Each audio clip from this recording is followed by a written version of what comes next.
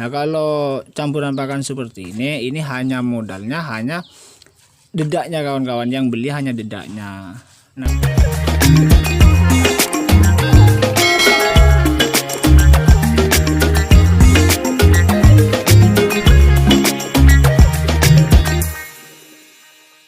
Assalamualaikum warahmatullahi wabarakatuh. Salam setong doro untuk kawan-kawan semuanya. Jumpa lagi bersama saya di channel Peternak Kampung Mandiri, channel yang membahas seputar peternakan ayam. Nah, di video kali ini kawan-kawan, saya itu ingin berbagi mengenai pakan murah yang biasa diberikan kepada ayam-ayam ini kawan-kawan.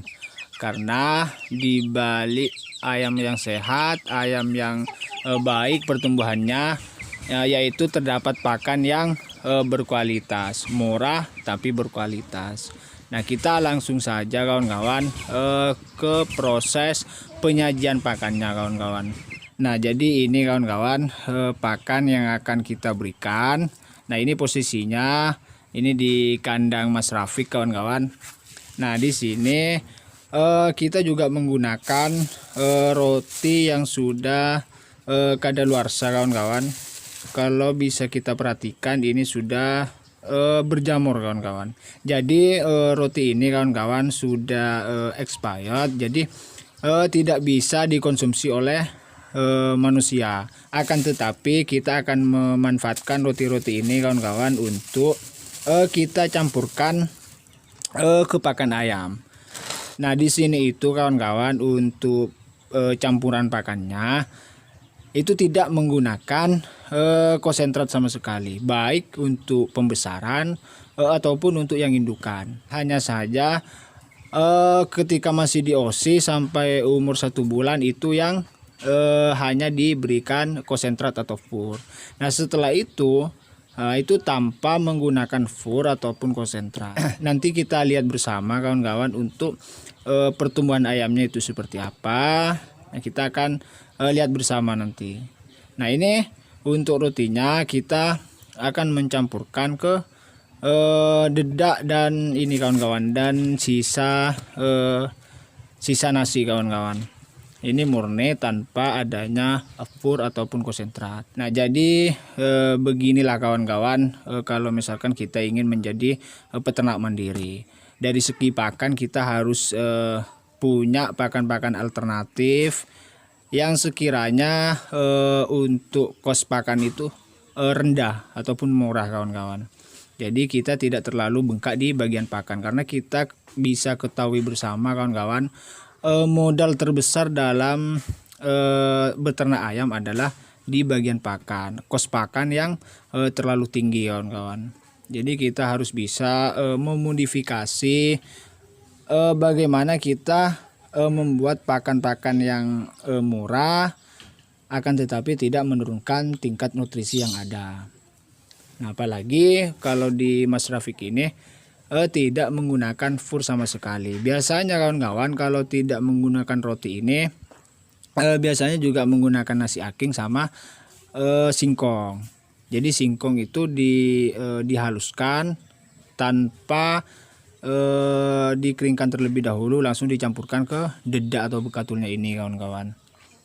Nah, jadi kita haluskan roti-rotinya ini kawan-kawan, karena roti ini sudah tidak layak konsumsi, akan tetapi masih kita bisa manfaatkan sebagai campuran pakan untuk ayam-ayam kampung di sini kawan-kawan, baik ayam kampung ataupun ayam KUB-nya kawan-kawan. Nah, untuk rotinya sendiri kawan-kawan, ini hanya dikasih oleh toko-toko terdekat. Nah, biasanya kan di sini banyak toko kawan-kawan. Jadi roti yang sudah kadaluarsa atau sudah tidak layak konsumsi, nah itu biasanya diberikan tanpa kita beli kawan-kawan.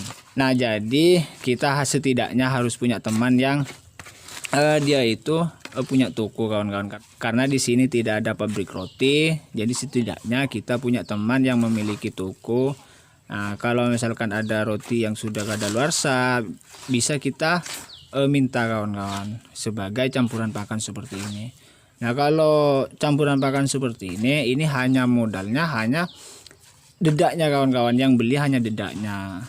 Nasinya adalah nasi sisa yang bisa kita manfaatkan juga sebagai campuran pakan yang kita berikan ke ayam-ayam kita. Nah, karena ini sudah selesai kawan-kawan, kita langsung berikan ke ayam-ayam kita kawan-kawan. Nah, jadi di kandang ini karena sekarang memasuki musim tanam, untuk ayam-ayam kampungnya juga sebagian dikandangin kawan-kawan. Karena kalau tidak dikandangin ini bisa merusak tanaman. Nah, kalau sudah merusak tanaman ini yang bahaya kawan-kawan. Biasanya kalau di sini itu ketika musim tanam banyak masyarakat itu yang memberikan racun di tanamannya kawan-kawan. Kalau sampai kemakan ayam kita ini yang bahaya kawan-kawan. Bisa-bisa ayam kita itu bisa mati kalau misalkan kita lepas liarkan mencari pakan di alam bebas. Nah, biasanya yang punya lahan itu biasanya memberikan racun kawan-kawan. Nah, kita bisa lihat bersama kawan-kawan, ini untuk ayam-ayamnya baik yang dewasa ataupun yang proses pembesaran. Nah, ini lahap sekali kawan-kawan. Nah, ini di sini itu di kandang Mas Rafiq ini campur kawan-kawan. Entah itu ayam yang pembesaran, entah itu yang sudah indukan, ini dicampur semuanya kawan-kawan. Dan ada sebagian lagi kawan-kawan untuk ayam KUB-nya ini yang sudah berhasil bertelur meskipun tanpa campuran konsentrat di pakannya. Nah, kita bisa lihat untuk telurnya ini kawan-kawan, ini ada 2 butir. Nah, kita berikan ke Mas Rafiq ini kawan-kawan.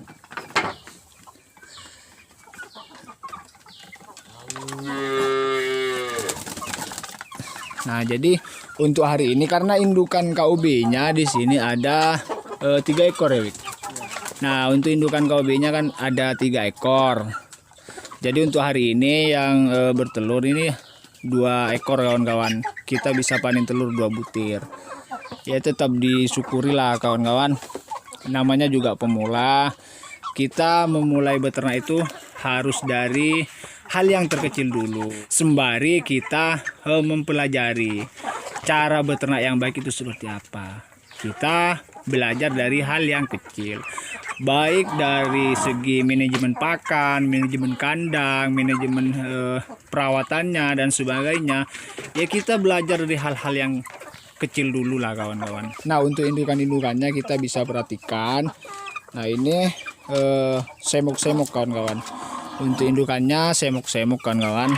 Nah, meskipun hanya menggunakan pakan boleh kita bilang pakan alternatif yang murah, pakan mandiri, akan tetapi tidak menurunkan kualitas nutrisi yang ada. Masih bisa mencukupi nutrisi yang dibutuhkan oleh ayam-ayam kita yang ada di sini kawan-kawan. Nah, mungkin cukup sekian dulu kawan-kawan. Kita jumpa lagi di next video. Semoga ini bisa bermanfaat untuk kita semuanya. Kita jumpa lagi di next video. Salam setong doro. Assalamualaikum warahmatullahi wabarakatuh.